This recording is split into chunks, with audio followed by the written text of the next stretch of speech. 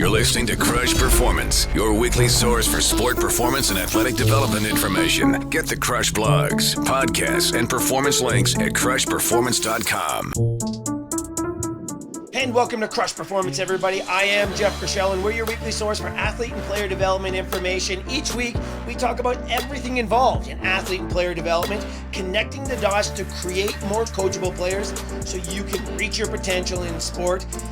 And this week, we have our final show in our four-part series kicking off the Major League Baseball season. If you have any questions, comments, or smart remarks, do reach out to us. info@jeffgrishel.com is the email, and you can check us out on social media. Check out Crush Performance or Crush Jeff, and you can find us there. Direct message me, email me, and I will get back to you. We answer every single message that we do get, so please do write in. And if you have a topic or something you'd like us to investigate, do not hesitate to throw it our way. We've dedicated entire episodes, segment of episodes to your ideas, so please do share.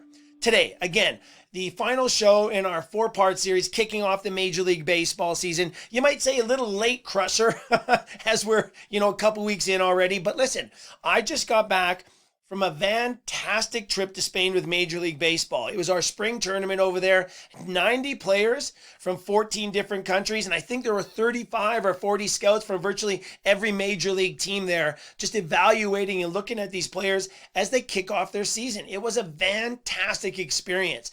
The international game has really taught me a lot about athlete and player development. It's one thing to be entrenched in an organization where I started with the minor leagues, and at a very special time, I got to build the Blue Jays minor league program up from scratch because it didn't exist. And then making it to the big leagues with a lot of players that I'd worked with over the years was such a treat. Being in that environment, I can't lie to you, is so special. Being with the guys every single day, trying to tap into every minute possibility of potential and performance is so much fun. And then not just that, but managing that in what is, without a doubt, the most difficult and demanding schedule in all of sport. That might have been the true test. And I think we scored really, really well on all accounts, especially on the injury side. That's one thing I really, really prided our program in, is injury prevention. And that's something that we did very, very well. We're going to have Tommy Craig on here in a couple weeks. He's the former Major League trainer that was with the Blue Jays when they won the World Series. He was also there when I came into the Blue Jays. And we're going to talk a bit about that program because, listen, the injury rates in baseball right now, again, are at historical highs. We'll talk about this in a couple of weeks down the road when we have Tommy on, but we were able to sort of fine-tune a program that not only allowed us to get top performance from every one of our players, it also allowed us to have what might be the lowest injury rates in the game at that time for sure. We'll talk to Tommy about all those stats, but it's an interesting part of the game now. We're not just now looking at maximizing performance to get a shot of chasing down a player's dream and impacting the game at the highest level.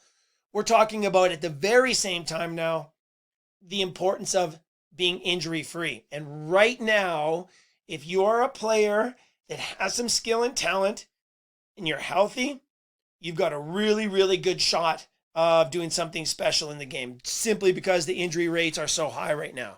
All right, as you can tell, my voice is a little rough. That's from coaching in Spain here the last 10 days. So my voice is a little rough. I'm going to try to not talk that much because we've got a great guest coming on. One of our good friends and one of my colleagues instructing and coaching the international game with Major League Baseball, former Major League player, Jeff Conine. We're going to talk about his pathway into the game. It's very, very unique. He's also an advisor to the Marlins. He's been around the game forever, played for 17 seasons, and again, has been around sort of on the front office side ever since. He's got an incredible perspective as a player. We're going to talk to him again about his pathway getting to the big leagues. We're going to talk about the environment there right now. I want to talk to him about the use of analytics. We're going to talk about what players should be thinking about right now, because the landscape has changed so much for players who want to chase down that dream. It's not like it was way back in the day when Jeff came in. It's very different. But guys, there's some principles still that stand true, the tried and tested, just harsh, bitter realities of what sport demands. And that is talent and skill. the marketplace out there right now in sport is a commodities market.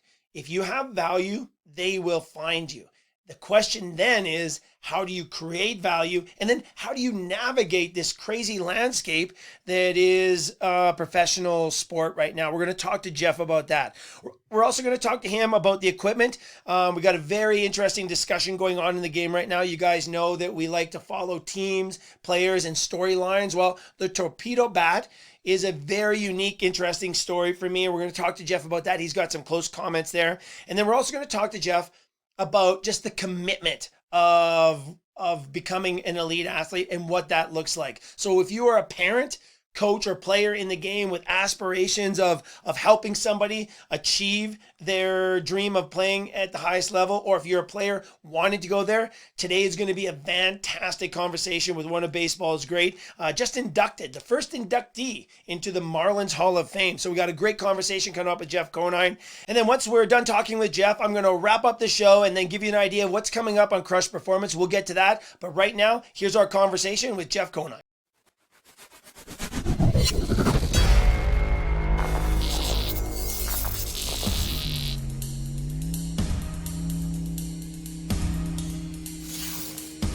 All right, I'm very excited to introduce my good friend Jeff Conine. Niner, thanks for joining us all the way from sunny Florida. Look at that, man, palm trees in the background. Heck, I still got snow in my yard up here, for crying out loud. Sorry about that. No, you got probably a 50-degree difference right now.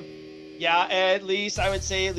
But here's the deal. Me and my daughter are going skiing on Thursday, so I'm going to send you some snapshots from the top of a snowy mountain. How about that? Beautiful. I'll send you some photos from the beach. Yeah, right, man. That's two different worlds. That would actually be pretty awesome. Good stuff. Well, hey, listen, thanks for joining us here. I've actually been looking forward to this conversation, Jeff, for quite some time. We're kind of at the tail end, at the start of the baseball season. We always like to talk shop, of course, and this will be the fourth and final sort of baseball edition as the season gets underway. You and I just got back from an incredible trip to Spain with Major League Baseball, where we had 90 players from 14 different countries at a spring tournament with, I think, almost 35 different scouts and Major League Baseball executives. What a great time. I got to ask you right now how you dealt with the jet lag coming back from Spain here a couple of days ago. Yeah, what a great trip that was. Like you said, we got to see some great talent. I don't think a lot of people outside of America or Canada know what kind of talent is over in Europe. And we are on the verge of discovering some impact players in the near future. But coming back, the 9.5-hour flight, stayed up the whole time, watched the Sopranos. I've never seen the show, so I got about 8 episodes in and didn't sleep a wink on the way back. Got home, had dinner with my wife, hung out, and didn't go to bed till like normal bedtime. So I woke up the next day and I'm good to go, man. Yep, I love it. Okay, and that's great. And I'm glad to hear that, actually. Just watching the Dodgers and the Cubs go all the way to Japan for those 2-game season opener, I get worried about big trips like that because I'll tell you what, coming back seems a little easier to me. I don't know about you, but I actually came back okay. Going that way is a bit of a bear, though. It seems like always going east, the time change. So I get a little worried about that from a player's perspective and just the health and recovery side. And it was good that the Dodgers and the Cubs did that sort of early in spring. They had some time to adjust before the season started over here.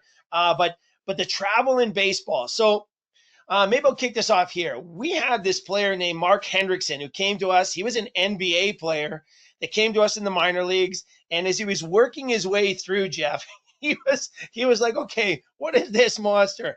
He and I had a discussion one day about schedules. And he goes, look, the NBA schedule, he said, I thought that was hard. He goes, but this baseball stuff, man, this is the hardest thing he said he'd ever done, getting into that baseball schedule, just the everyday thing. And a couple of years ago, I went down and I presented to the Anaheim Angels, and it was all a talk about rest and recovery. But when I was doing my research, I was just looking at the number of flights, the number of miles, and the number of time zones players go through over the course of the season, and it's astronomical, right? I mean, that's amazing. How did you deal with like the time changes, the schedules? Is that just something you adapted to? Yeah, you know what? I don't think it really affected me one way or the other. Especially, I always played on an East Coast team for the most part. I played in Baltimore, Philadelphia, Florida, Cincinnati. So most of the road trips I got to take were on the East Coast. So the ones that, obviously going across time zones, like going out to the West Coast, I would just like kind of like my Spain trip, where my plan was to stay up until I'd normally go to bed or the hour and get my normal 7 or 8 hours in. So I found that it worked for me. A lot of guys said they would wake up at 5 o'clock in the morning when we go to the West Coast and couldn't get back to sleep. And I was like, hey man, I got my 8 hours in. I was good to go. Yeah, awesome. No, it's great. It's interesting. And talking to some of the Dodgers guys, they were using sleep science going over there. The NFL's over there. The NHL's playing international. So I'm always fascinated by that sleep thing, especially coming back here right off this trip from Spain. So let's get down to business here, Jeff. I got a sort of an itinerary of questions to ask you today. You were drafted in 1987 by Kansas City Royals. You had your college career. You came up through UCLA, I believe, right? Yes. And hey, I just wanted to just talk to you about this. The landscape has changed. Watching those young players in Spain try to figure out the pathway now to chase down their dream, which is Major League Baseball. The landscape has changed so much. Hey, maybe you could share with us the story of how you wound up playing Major League Baseball and how baseball became your sport. And here's my other question sort of mixed in there. We'll get to this in a bit, but were you a multi-sport athlete as you were coming up? Yeah, I didn't really have a traditional path to the major leagues. Growing up, I played Little League Baseball and I played with my friends and really enjoyed it. And then my dad was a Olympic wrestler, and to train for the Olympics, he got into handball. So he's a longtime handball player, won national championships at handball. And while he was playing in a tournament, hurt one of his shoulders. And as you know, handball requires both arms, so he couldn't really play handball anymore. So we switched to racquetball, and we joined a little racquetball club not far from where I grew up. And he introduced me to that sport, racquetball. And I just banged the ball around a little bit. I was a kind of a 10-year-old chubby little kid. I'd go in there and knock the ball around with my mom and dad, so wasn't too serious about it at first. And then one of the kids that I met at the racquetball club went to a national juniors tournament, and he came back and told me how awesome he thought the national juniors was, and getting there and getting to travel and compete. And I'm like, you know what? I want to do that. So I really got serious about racquetball, and I started practicing, playing every day. And, so much so that when I was 13 and 14 years old, which nowadays it's unheard of that you take off when you're 13 and 14 and still have a path toward professional baseball. I just took it off and I played racquetball, really concentrated on my racquetball game. That's when my racquetball game really took off and became a national level player. And then my friends kind of got me into going out for the junior high baseball team in ninth grade. I wasn't too excited about it at first, but they egged me on, and I finally went out and I made the team. Then fast forward to high school. I was just a okay high school. I made the varsity team as a sophomore, which there was only one or two guys that had made the team as a sophomore, and I was pitching mainly in high school. Played both ways, my junior and senior year. And then my senior year, I really had kind of a breakout year for high school baseball. I was MVP of the league. I was all CIF, which is the California Interscholastic Federation, at the end of that season. And I was pitching in an all-star game after the season was over. And the head coach for UCLA at the time, Gary Adams, was at that all-star game, and he saw me pitch. And I get a phone call from him at my house 2 days later, and he asks, hey, Jeff, I saw you pitch. I'm really interested, and I want you to come pitch for the UCLA Bruins. And I'm like, in Southern California growing up, you're either USC or UCLA fan. And my dad liked UCLA, and the head coach of UCLA just called me and asked me if I want to pitch for UCLA. I'm like, done. I didn't see the school. I didn't go visit it. I didn't do anything. I just said, yep, I'm coming. Because I had three mediocre offers that, smaller schools. San Diego State was kind of interested in a school called Cal Poly Pomona. But UCLA, man, it just blew my socks off. So went to UCLA. I pitched there for 3 years, did not hit. After I got there, we had a really good offensive team, and kind of the mention was that I might DH a little bit during my college career. But that kind of went away pretty quickly when we didn't need any more offense at UCLA. We needed some pitching. So fast forward to my junior year, after a mediocre college pitching career, my former pitching coach my freshman year became a scout for the Royals. And he's scouting our team one day because we had some really high round draft pick possibilities. We ended up having, I think, a first rounder, 2 second rounders, and a fourth rounder off that team. And he said, "Hey, Jeff, what if I put your name in for the draft?" And I'm like, I looked at him like he was crazy. I'm like, "What are you talking about?" He's like, "No, as a position player." I'm like, "What? Really? I haven't picked up a bat in 3 years, dude." And he's like, "Man, you took pitcher's BP. I saw you field your position. I think you have more potential professionally as a position player than you do as a pitcher." I'm like, "All right, yeah, whatever." I just kind of blew it off and said, "Whatever, man." So draft comes up in a few weeks. It starts on a Monday. He calls me on Thursday, and he said, "Hey, Jeff, we got you." And I'm like, "What do you mean you got me? I thought the draft was on Monday." He's like, "No, the first couple rounds are on Monday. Then we just keep picking." So they kept picking and picking, and he said, "Oh, we got you in the 58th round." So I started chuckling, man. I didn't even know they went that high, and so I said, "All right, now what? What comes next?" And to make a long story short, he got me in an instructional league that year. I was overmatched. I hadn't really hit, except for a small summer sampling in Southern California. Fast forward to the next spring training, I go back and they put me with their high A team. And I thought, the domino effect from what I heard from guys getting sent down from AAA and AA, I'll probably get knocked down a few levels. But no, they kept me on their high A team because I think they saw the work ethic and they saw how hard I was working at it. I didn't have much success yet, but I think they saw it was coming, just how determined I was. And I started off the season pretty poorly in high A, but turned it around. And then, at the beginning of this whole thing, I told myself, I'm going to give myself 3 years. I'm going to give myself 3 years. And if I'm not getting close to the end of 3 years, because this was never my dream. My dream was not professional baseball. I was a racquetball player, man. Kind of like Happy Gilmore, he was a hockey player, not a golfer. Yeah, right. But I thought that I'd finish school, play a little pro racquetball in Southern California, make a little money, and then continue on with my life. That was my plan. And this baseball thing kind of got in the way, man.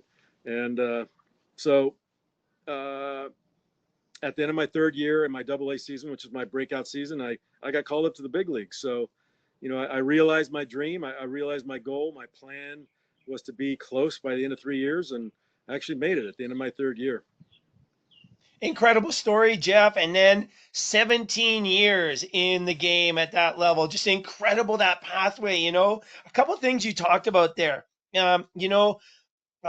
Just the way the game is changing now, Jeff. If we look at right now, would that ever happen today? With the contraction of the minor leagues, the draft changes in the draft. I wonder if there's still an opportunity for this type of story to unravel in today's landscape. It's so different now. Yeah, very different. If your listeners don't know, the draft is only 20 rounds now. When I was playing in college baseball, I think that year the Cleveland Indians picked us 70 rounds. So they had 70 players they were able to draft.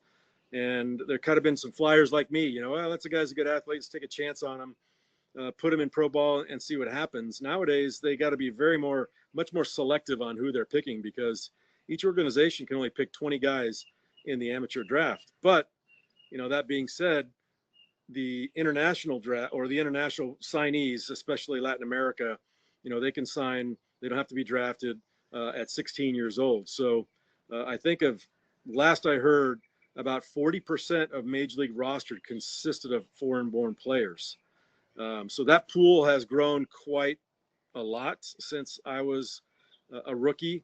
And but I don't think the way it's set up, the way today's draft is set up, a guy like me would have gotten drafted. Yeah, no, it's interesting, right? And I think if we go back, we could probably name a number of really, really good players that probably wouldn't have got the chance to play. Kind of breaks my heart in a lot of ways, Jeff. And again, for everybody who doesn't know, you spent a good part of your career with the Marlins, and you were just the first inductee into the Marlins Hall of Fame. Congratulations on that, Jeff. That is a true big honor. Thank you. Thank you. It was a great honor being the first inductee. We've got 3 more coming up this year. 2 of the managers I played for in our World Series winning teams, Jack McKeon and Jim Leland, are being inducted, as well as a former teammate of mine, Luis Castillo. So tremendous honor to do it on opening weekend. And I got a sweet teal jacket, the Hall of Fame jacket, to display. That was really nice. And, what can you say that, a fairy tale life, a fairy tale career, and I got inducted in the Marlins Hall of Fame. Yeah, well, listen, with all that handball work, man, how is it possible you're not a middle infielder, mister? Listen, what an unbelievable game for a sport like baseball in terms of, racquetball, yeah. racquetball, handball, just the way the speed of the racquetball travels, we're talking excess of 150 miles an hour, develops great hand speed, hand-eye coordination, foot speed to be able to get your body into position to hit those shots. Helped my baseball career. I don't think I would be half the baseball player I was without my racquetball background. And I really encourage parents and to get their kids into other sports that really develop that different planes of movement. Nowadays, unfortunately, especially down here, South Florida, it's sunny all year long. The kids get kind of forced into playing one sport year round. They're only a baseball player their whole time. And, we got kids 10 to 12 years old playing 80 to 100 games a year, and they don't have time for anything else. And I think that hurts them athletically, developing their skill set for different planes of movement. Yeah, interesting. I often talk to when I'm talking with teams or organizations or even families, Jeff, or players, elite players or developmental players. I talk about this thing that I call like the ceiling of potential, right? Like everybody's got so much potential, but as an athlete grows and progresses, there's windows of opportunity for developing speed and coordination and doing all these things. And a lot of the work I'm seeing now makes a lot of sense, like right now. Like we're talking like immediate results, and you can get immediate results, but what is the cost long term, right? Like year-round baseball for young players right now, if we look at that, that might be great for them in a short little snapshot of time, but in the long game of like player development and performance, it really does potentially lower that ceiling of potential, right? I mean, it can have some devastating effects, and I think we see that in our international programs, like in Curacao, in Mexico, Brazil, where they do play year round. There's a big difference between these northern players who go out and are either training away from the game in the off season or playing other sports, as opposed to the players who play year round. It's a really, really important conversation. Yeah, big time. And like you said, at that early age, they're going to develop more quickly. That's why you see the Latin American born players that are so much more advanced at a young age than their European counterparts. And I think, they're going to catch up at some point if they're a good athlete. My son, for example, he wasn't really totally into baseball early on, so he didn't play year round like most kids. He was a late bloomer, didn't commit to college until his junior year, which is very late for the United States. And I think that benefited him because he had a very limited number of reps, but he really created a plan of attack on how he wanted to go about realizing his dream of playing in the major leagues. And honestly, I think some of these kids that are year round at 9, 10 years old, they get burned out by the time they're 16. They don't really enjoy the game anymore. Yeah, not just that, Jeff. I really do believe, and I think everybody collectively does agree that is where a lot of the injuries are happening in today's game. I mean, we look at the pro guys where the injuries are on the front page of every baseball magazine and every newspaper because they're astronomical, historical highs for the last 9 years at the professional level. But those injuries are starting when these players are young and developing, and they just never really get a chance to recover. And then they eventually foster into this disaster that is the injury rates in baseball right now. Yeah, we talked about this on the trip too, and you get these kids, unfortunately, they're under a radar gun pretty much their whole youth baseball career, and they want faster, throw faster, hit harder, run faster, and like you said, I think their bodies just can't take that kind of stress early on, and They might do these little micro tears and damage the tissue, not enough to like have a season-ending injury for them. But when they get bigger and stronger and they go through their growth spurts, now they got musculature that can really torque an elbow, for instance. Those tissues just can't hold it anymore, and they end up snapping. Yeah, yeah, and that's kind of what happens right now. A couple things I want to get to here out of that conversation. Really interesting. You mentioned your son. Again, another reason for congratulations in the big leagues right now. That has got to be sweet to see. But one of the things you mentioned, through your story is your dad, Olympic wrestler. So there is an athletic heritage there in your family, or lineage, I should say, in your family. He gets into racquetball. You get into racquetball. You fall in love with racquetball. You get up to national championship. And then, your course took you towards baseball. And now you have a son in baseball. We see this time and time again, right? Up here in Canada, we've got a great family, the Naylor family, 3 brothers playing in the big leagues right now, right? You see a good friend of mine, Paul Quantrell, who you played against, his son, Cal. I remember Cal as a little duffer at the ballpark with his big plastic bat, throwing, plastic balls and hitting plastic balls. He's playing in the big leagues right now. That is a real interesting, fascinating sort of storyline for me, looking at athletes who come from families with that sort of athletic mindset. It's a powerful, powerful thing. We talk about environment. I think all these teams are trying to create an environment of development, but man, I think it's hard to capture what that sporting family environment provides when you're growing through all those different stages. Does that kind of resonate with you? Yeah. It doesn't, you don't find many father-son duos in the major leagues. Actually, Paul was a teammate of mine briefly with the Marlins. He came down south, but I always had some good battles with him north of the border when he was with Toronto. Yeah. But you know what? I think just having a parent that my mom wasn't an athletic person at all, but having a parent that was, an Olympic athlete and a national champion, and just always constantly working out. I think that really rubbed off on me. I think that really rubbed off on my kids as well. My daughter, she's run marathons. She does hikes. She does, she's not, she wasn't a Division I athlete, but she tried everything. She played everything. And, obviously my son was a good all-around athlete. He played some basketball. He obviously made his way in Major League Baseball. My youngest, is a stud. Like he is a triathlete now. He's training for a half Ironman. He did decathlon in college, so he's a very athletic, fast twitch kind of kid. So, you look back at how cool it is that you got these father-son duos. I think Griff and I were the 267th in Major League history to have a father-son play ball. And the Naylor family, I mean, heck, Josh was our number 1 pick with the Marlins back in 2015 or 2016, somewhere around there. That's right. Yeah, just fascinating stuff, right? And again, the landscape has changed so much for kids now. It was interesting being over in Spain and having all of those scouts there from almost every team, looking at these young players who aren't immersed in a baseball culture like the U.S., the Dominican, Venezuela, Curacao. Even Canada's got a pretty strong baseball culture because we get to see Major League Baseball on a regular basis. Those kids don't. It was pretty interesting. One night they had some of the scouts come and talk to the players about what the process looks like. And one of the comments that was made as they were talking to the players is, "Hey, look, maybe they could probably be a little more athletic or a little stronger, perhaps, to play with their American or North American counterparts," which I thought was an interesting statement. But one of the other scouts mentioned, "Hey, look, we're going to come out and see you. You might not be ready right now, but when we see you again, all we're really looking for is a little bit of progress." And you kind of mentioned that in your story. You were just slowly progressing and they saw progress and your work ethic. That goes a long way still today, don't you think?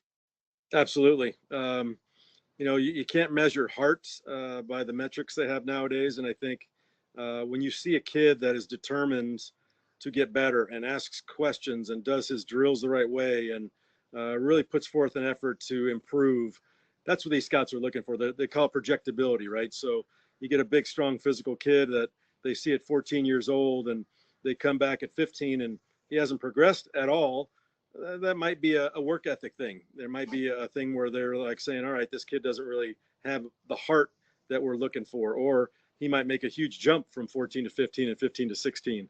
And there's just no substitute for hard work. And I think the scouts recognize that, teams recognize that, organizations recognize that, and they seek out those players. You want them on your team because they're never going to stop working. They're never going to be satisfied with the level they're at. Yeah.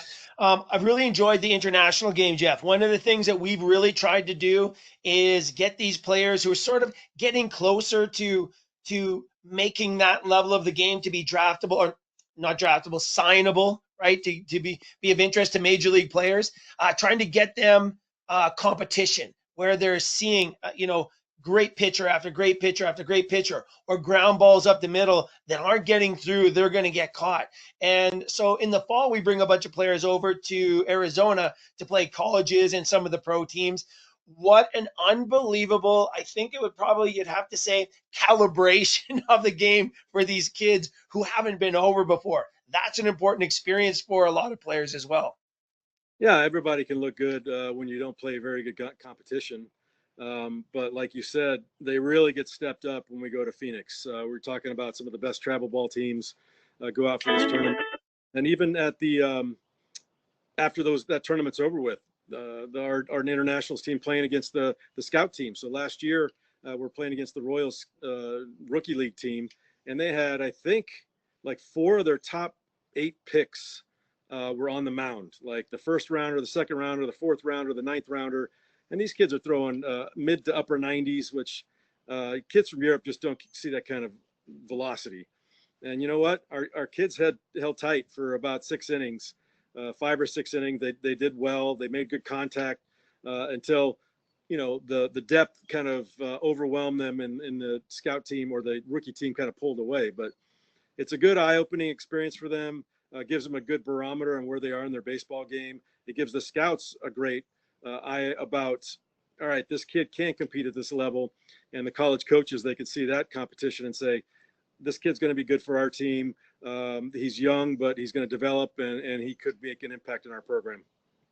Yeah, interesting stuff. We're talking with Jeff Conine, former major league player, 17 seasons in the big leagues. I just love your story of how you found your way to the big leagues. You might call it happenstance.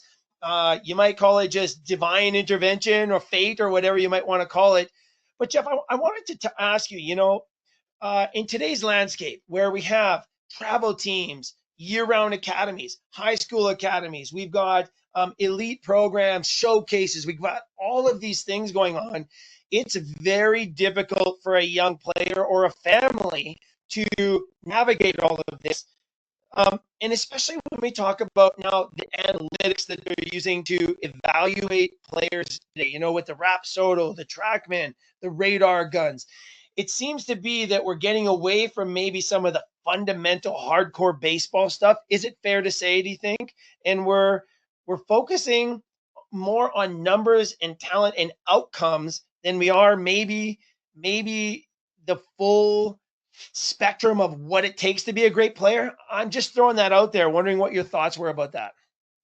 Yeah, I agree. I think there are a lot of players nowadays, especially pitchers, that get an immense amount of attention just because they're tools. If you throw 98 miles an hour, you're going to get signed regardless. If you can't pitch a lick, if you walk 30 batters in a row when everybody sees you, it doesn't even matter if you throw 98 miles an hour. So that used to be back in the day. Can you pitch? Can you throw strikes? Can you get outs? I think the mentality nowadays is that we want that kid in our system now, and we'll be able to teach him how to pitch and how to throw in the strike zone. Same kind of with the projectability of a player that's got super raw power. He might not be able to hit, but every once in a while he's got the bat speed to be able to hit a ball very long ways. You look at his coachability and say, yeah, I think we can coach him and turn him into a good hitter.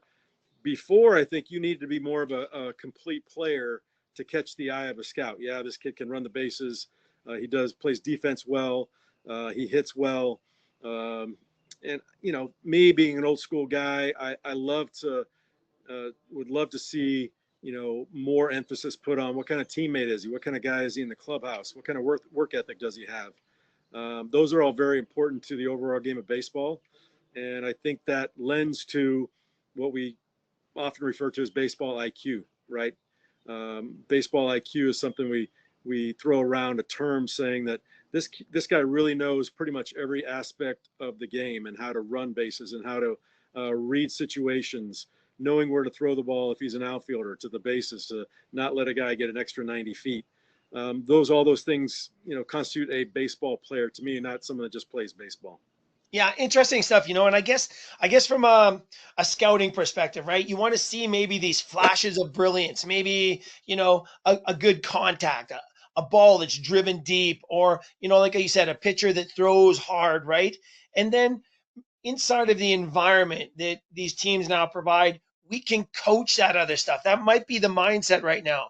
But if you had a message for all the parents and all the kids who really are serious about chasing down that dream of seeing how far they can go, what would you say? What would you say to those people, man? Would you say, hey, look, the numbers got to be there? Or how much emphasis should they put on becoming that really smart, well-rounded baseball player? Or how much should they sort of have a goal and objective and just get out and play the game and just work their way through the process of getting there? Because we don't know how good any player can be until they go through a process. Is that fair?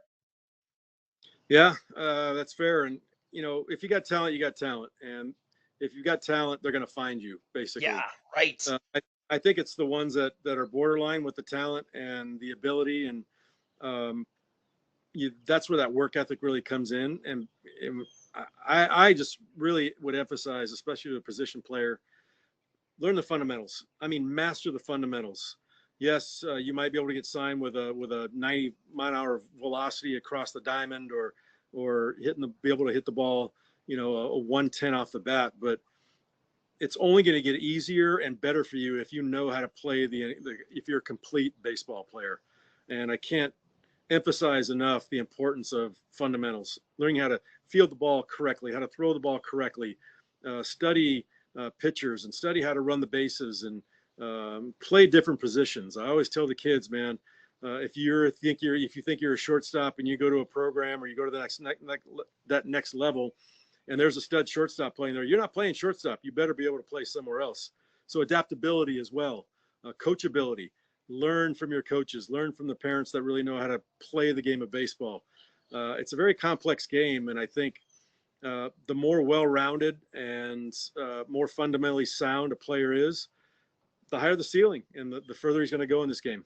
Yeah. And the thing I like too about that perspective, Jeff, or that approach, is you don't need to be fully into your elite performance in order to do that, right? You could still be a growing young player who maybe doesn't have incredible bat speed yet, or maybe doesn't have incredible throwing velocity, but you can still learn to play the game well. And that's kind of a message, I think, that goes out to coaches, especially at the youth levels, right? Where, again, we see some of these organizations and teams with Rapsodo machines looking at spin rates of 12, 13-year-olds and bat speeds and launch angles of these young kids who are just still figuring out the game while they're figuring out their bodies as they grow and develop, right?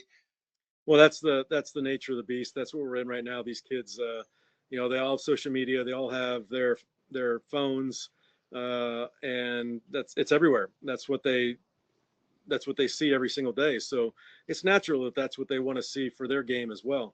But, especially at the younger levels, when I was coaching my son's teams at 13, 14 years old, the guys that knew how to play baseball, the baseball players, they stood out. And that's going to garner you more attention if you know how to play baseball. Yes, you're going to grow and you're going to get bigger, you're going to get stronger. And those tools might take over and might be the reason that someone gets signed. But if you're a baseball player, you're a standout, and more eyeballs are going to be on you just because of that. Yeah, I love it. Excellent. Well, hey, one of the big stories right now, and one of the things we do as the season gets underway, we pick our players to watch. We pick our teams and our storylines to watch. I do have a couple teams I'm watching closely this year. The Baltimore Orioles have been fascinating to me, right? Much like much like the Astros, when that new ownership group came in, I think around 2011, I'm saying, okay, here's some interesting things going on, because not only did they take over a major league team, but they made some very aggressive statements about their desire to win championships, and they'd made no excuses, and they didn't pull back any punches. They said, we are here to win championships. To watch them go through that process and in the next couple of years be a perennial contender in the postseason, that was fascinating to me. Your original team, the Kansas City Royals, 2013, 2014, 2015, making those adjustments and going deep into the postseason.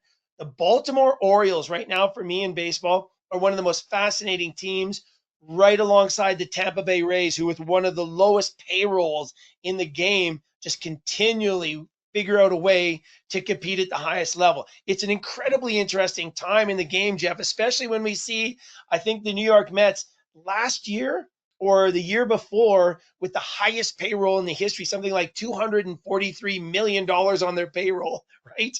More than Wait, that. oh, Yeah, more. it was Yeah. 390, I think. Yeah. Oh, right. There you go. 390.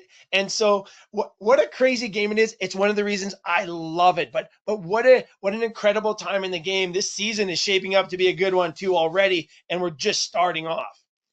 Yeah, you mentioned the Baltimore Orioles. Mike Elias, who is their general manager, he came from the Houston Astros, right?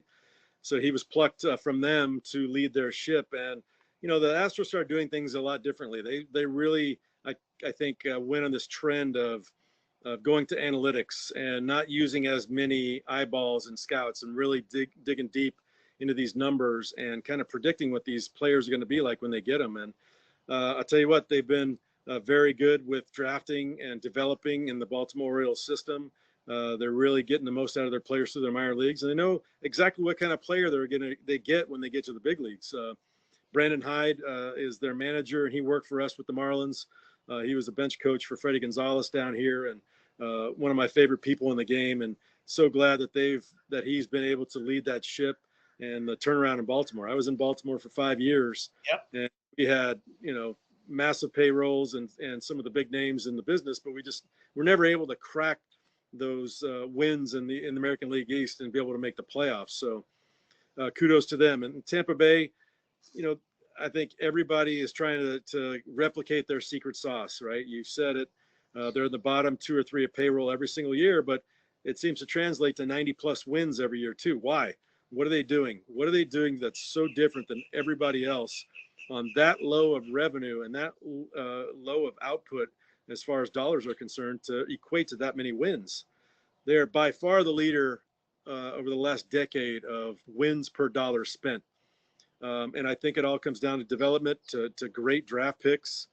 And everybody wants to know.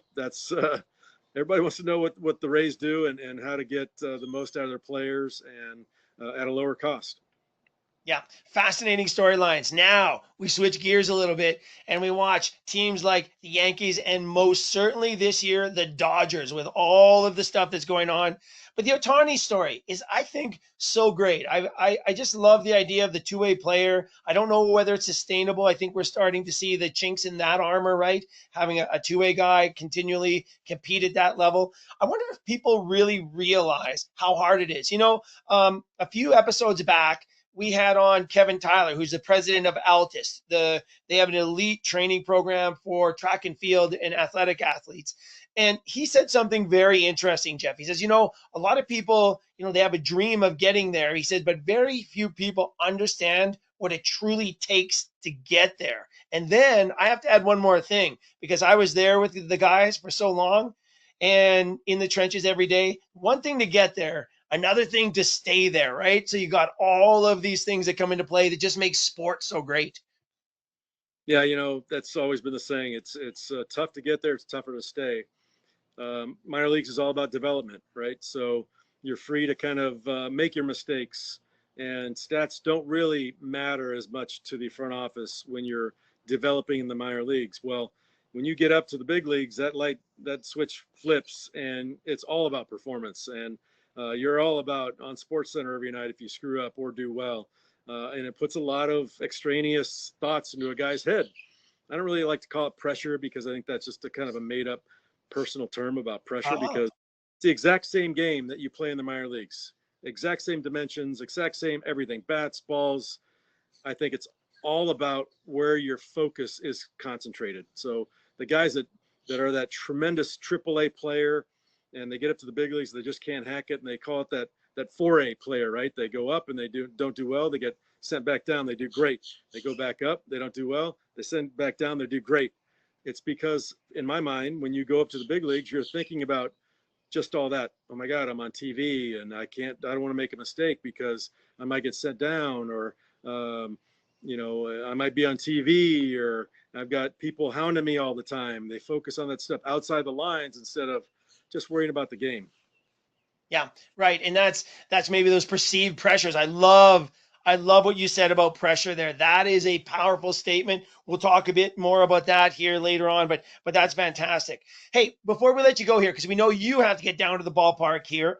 One thing I did want to talk to you about was the technology in the game. And I'm not just talking about the technology in terms of analytics and player analysis and all of this sort of thing. There's great things going on behind the scenes, but also the story that's sort of taken the sport by storm here is the torpedo bat and the new torpedo bat. You have an interesting background with the torpedo bat and the development of the torpedo bat, but I wanted to talk to you about, as you developed through your career, how you decided what glove was for you, what bat was for you, and just your thoughts on something like the torpedo bat coming out and changing the game, so to speak. Yeah, that's crazy. And the torpedo bat was developed by one of the gentlemen that is on our staff right now. He's our kind of our camp coordinator in spring training. He's our field operations guy. Won a Nobel Prize in physics in 2004 while he was at MIT, Right? which is one of the most prestigious universities on planet Earth. And just a humble guy that was like, yeah, I was on the team that won a Nobel Prize, blah, blah, blah. There's 4 of us. And I mean, then he goes and he's a physics professor at University of Michigan for 7 years and decides, you know what, I really love baseball. I want to get out of this teaching gig and just make my way. Started the minor leagues and worked his way up just like a normal player would. Ends up getting hired by the Yankees, doing some great things over there. And then we pluck him here to be on our staff and just to listen to his mind, the way it works. Obviously not necessarily athletically on the field, but in a number sense and what makes a player valuable. And he comes up with this bat that he was tinkering with. We call it the torpedo bat now. But he thought, well, what if I just shift the weight? Because, my bats, whatever they were, I got a certain model and I got a certain handle that I really liked. I felt comfortable in my hand. And I ordered a heavy bat. I was a 35-inch, 35-ounce guy back in the day, which is unheard of nowadays. And it was a heavy bat, kind of top heavy. And this guy, Lenny, we call him, thought, what if I take the weight out of the very end of the bat, which you don't want to hit at the end of the bat, because if you hit at the end of the bat, you're breaking your bat for one, or it's going to be weak contact. Let's move that weight down and let it be more useful in the sweet spot. I'm going to shift some of that weight of that wood and put it more where you want to hit the ball consistently, and which is probably going to deliver more force because you got more weight behind it. And with the transfer of the weight from the bottom or the top of the barrel down toward the handle, it becomes more balanced, and I might be able to swing it more quickly because it's a better balanced bat. And, he's telling me all this, how he came up with it. I'm like, you know what? That's kind of common sense. Like, why hasn't this been thought of in 150 years of baseball before now? And, Exactly. of course, the Yankees hit 9 home runs on opening day, and a few of the guys are using these different bats, and, nothing gets by TV or nothing gets by reporters. Are like, hey, that bat's different than everybody else's bat. What's going on? Boom, it blows up. And now this guy is a celebrity, and he's asking questions or being answered questions all the time. Our players are now ordering the bats, and they're going to be put into use here pretty soon. I think even my son ordered some of these, and he's going to try them out, because that's the tool of our trade. When I got a glove, I got gloves dropped off every spring training to my locker, and I could put my hand in that glove, and I said, nope, this will never see a playing field, just the way it felt in my hand and the way the leather broke in or felt, the way it was going to crease. And I've got a whole garage full of gloves that never made the cut because when I got a glove that was just right, shoot, I had it for years. I mean, I think my outfield glove I used for 10 years in the big leagues. It would just fit my hand just perfectly. It had a great pocket. I got it restrung a few times, but that glove made me comfortable. When I'm comfortable, I'm confident. It goes along with the bat too. When that bat feels good in my hands and I'm getting hits with it, man, forget it. Also goes the other way with hitting. If that bat doesn't get me any hits, I'm willing to try anything. And if I use somebody else's bat that got me hit, damn straight, I'm going to use that bat for a while until it proves that it doesn't get any hits for me.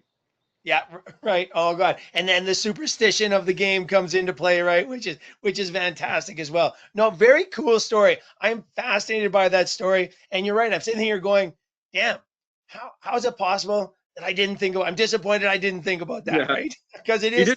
didn't patent it though. It's not like it's just an idea and everybody can use it. He didn't say, this is my trademark. This is what I'm going to do with it. Nope. He's not making any money off it. So. Yeah. Well, it sounds like well, he's definitely a scholar and a gentleman for sure. I love the story of Nobel Prize, MIT to baseball field coordinator, Major League Baseball field coordinator. Just fantastic stuff. And again, those are just some of the great stories that come out of sport, right, Jeff? I mean, honestly, just so good. Yeah, I mean, sorry for my dog here, but Lucy. That's right, killer. Yeah, that's some of the great things about baseball. You've got guys that you didn't even really play the game at a high level. Lucy, hey. He didn't play the game at a high level, but he's making a huge impact on the performance of guys that are using something that he came up with. So I don't know. That's what makes baseball such a phenomenal game. I was very fortunate to play 17 years, and I kind of figured that if you total everything up, I probably got about 10,000 at bats in my career, and I always felt like going to the ballpark that last day, I could still learn something, and I still saw something I'd never seen before on a baseball field. Yeah, fantastic. No, great stuff, Jeff. Hey, one final closing comment, just because I think this is fascinating as well. Great conversation today, much appreciated. But outside of sport, we talked about your passion for racquetball. You played some squash, but you really got to the high ranks of racquetball before you switched to baseball. Post-career, you've done some crazy stuff, man. You've flown on the jets. You've gone in a submarine, which is pretty cool. But I want to talk to you in particular, just briefly before we let you go, about the 7-7-7 program coming up here in the next couple of weeks. And I'm going to see if I can coordinate this with you because I'd love to have you on again. We have some guys that are coming on. They're raising money for charity, and they're going to do across Canada 10 full marathons in 10 days in the 10 different provinces. And it made me think of you because of your adventures doing 7 marathons in 7 days. However, on 7 different continents. Like going from racquetball to baseball, I kind of get, but baseball to 7 marathons in 7 days in 7 continents. Bow down, sir. Yeah. I bow down. Crazy. Maybe not. It wasn't the smartest decision of my life, but and at 6'1", 225 pounds, I'm not really a runner. But there's one thing that we go back to my dad and the way his work ethic was. I think I'm up for a challenge. And you bet me or you challenge me to something, I'm probably pretty much going to do it. And I think that was what that was. It was a challenge. I think anybody can do a marathon if they really wanted to. I talked to people and they said, "Oh, you're crazy." And I'm like, "Oh, you could do a marathon." I go, "There's no way I could possibly do a marathon." I'm like, "Yes, you could." It's more of a mental challenge than a physical challenge. And you talk about the guys at 10 marathons in 10 days on across the entire country of Canada. That's a mental challenge, man. That is, yes, of course, physical plays a big part of it, but how much are you willing to deal with the pain? How much are you willing to push your body to somewhere it's never been before? That's all mental. As I did the Ironman triathlon in Hawaii, and that was, something that people told me. It's like, you hope that your body doesn't give out, but your mind's still good. So you decide to keep on going. Or if your mind says quit, but your body feels good and you keep on going. They say that you just hope it doesn't both happen. Like your mind says quit and your body says quit, then you have to stop. So the mind keeps going and pushes you on forward. And that's what that 7-7-7 was for me. I had kind of a bad hip at the time and I was in pain most of it, but I accepted the challenge, and there was no way I wasn't going to finish that.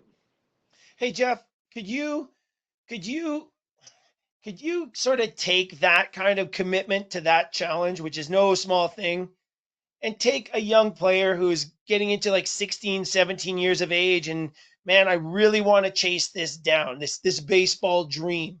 Is that the kind of commitment you need nowadays in order to really see that fulfilled? I think it is, unless you have, the exceptional talent that we're talking about before, just God-given ability that, 6'3", 230, that can just swing the bat like nobody else's business.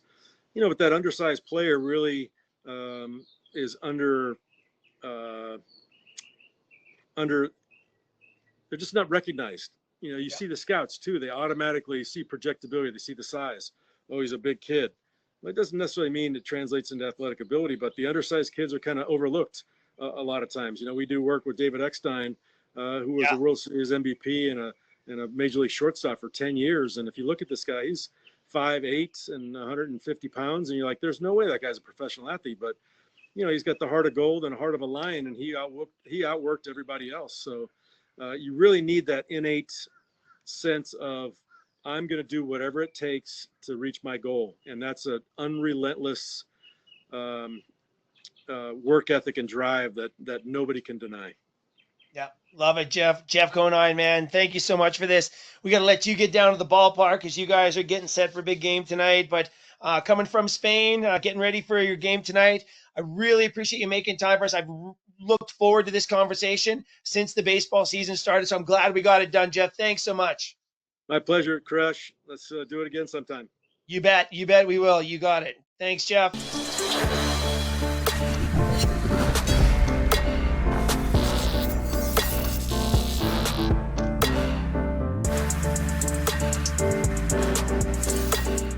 Okay, there you go. What a fantastic conversation with Jeff Conine. I hope you guys appreciated that as much as I did. That's a fantastic conversation. Jeff Conine down in Florida, palm trees in the background, me sitting up here in northern Canada with snow in my yard. Isn't it incredible how we can have such great conversations today when we're, miles, thousands of miles apart? But this conversation, man, I just tell you, this is a powerful close to our season opener for Major League Baseball. It started off with Bob File, one of my former players, just talking about the game, his pathway as well. Really great conversation. Then we talked to pitching specialist Hector Barrios about just the art of pitching and how he's working to develop pitchers to the new level, and his work with Chapman that helped Chapman land the closer job with Boston this year. And then that fantastic conversation in the last episode with Chris Woodward, who's the first base coach for the Dodgers, just about the game, the Dodgers, his play, but also that conversation. And inside of every one of those conversations, there's just common themes. And today's no exception. What a fantastic pathway for Jeff Conine getting into the game. And again, much like Chris Woodward mentioned, he probably wouldn't have played in today's game. Isn't that a shame? Here's a guy that played 17 seasons, first inductee into the Marlins Hall of Fame, MVP, postseason success, incredible. And yet today, he probably wouldn't have had a chance to play. It makes me wonder if we're making progress in today's landscape in terms of talent development, talent procurement into teams, or if we're going backwards a bit. I understand the financial model and the reason for contracting the minor leagues, but man, oh man, we've got to figure out a way to better support these diamonds in the rough. These guys that might not be projecting to be a superstar in Major League Baseball, but come on, Jeff, in 3 years in the minor leagues, he goes from being a pitcher in college to being an outstanding outfielder in the big leagues for 17 seasons. Really interesting time. I love his talk about the commitment and the work ethic that it takes in order to be an elite performer. And I think that's well beyond baseball and sport. That's everywhere humans are trying to really acquire mastery in a craft. You need that kind of commitment, and there's no exceptions, especially in today's marketplace. As we said before at the start of the show, listen, it's a commodities market out there. If you have value, they will find you, but you got to figure out how to tap into and find your value and what you bring to the table. That's a special thing. I love to talk about the family lines. His father was an Olympic wrestler. We've heard this so many times on the show, of players who had parents who were elite performers, maybe not in the same sport, but still just creating that environment and maybe that mindset that goes along with just being exposed to that. I often talk about my good friend Paul Quantrell, who was one of my pplayers, and his son Cal, who's now actually with the Marlins this year, which is kind of a cool connection. Jeff played against Paul. Actually, Paul was his teammate for a while with the Marlins. So this crazy baseball family, right? But just great stories like this. And then of course the Naylor brothers who are playing up in the big leagues, 3 brothers now drafted and playing pro ball. Just incredible stuff. But I think it goes back more than just the family ties. It goes back to that environment, the environment we create for development. And I'm not sure the environment we have right now for developing elite players is the right environment, truthfully. And I question it. Again, we have to question it because the injury rates that we're seeing. But also, could we be, with good intentions, going down the wrong path, right? We have these elite high school programs, junior high programs. We have after school programs. We got showcases. We've got all these things going on that are surrounded and focused on elite performance. Sometimes in age groups or stages of development where elite performance is absolutely meaningless. So I just can't help but go back to some of the conversations we've had with Joe Baker on our Talent ID series and that whole series with all of the experts from around the world talking about the consequences of identifying and selecting talent too early. Are we taking a wrong turn here? That being said, inside of every model that's out there, doesn't matter if we're talking sport, baseball, business, technology, whatever it is, there's opportunities. If you see a problem, there's opportunities. Right now, I see a massive, massive opportunity for any organization that's involved in developmental sport to do things better. And it has a lot to do with doing less. I'm talking year-round baseball. And as Jeff said, high school and junior high kids playing, 100 plus games a year. I think we were lucky to get 30 when I was a kid. And we had unbelievable players making it to the big leagues in that kind of a model. So again, you just have to question these things. And conversations like this help us do that as well. I love the conversation about the torpedo bat, innovation, man, in some of the craziest places and in some of the craziest ways, there's going to be innovation and we support that. And that's a great story as well. But I think just as the main takeaway here, Jeff's closing comments about pressure, man, that is a gem. That's a takeaway. We got to go back and listen to this episode again with your pen and paper and your notebook, especially if you're a young baseball player, if you're a parent or if you're a coach, man, just go back, share this with your fellow parents, your fellow coaches and your teammates if you're a player, because there is so much to take away here. And the idea of pressure, he didn't buy into pressure. I think he said hey, pressure is something that we made up. He doesn't really buy into the idea of pressure, the pressure in the big leagues he was referring to.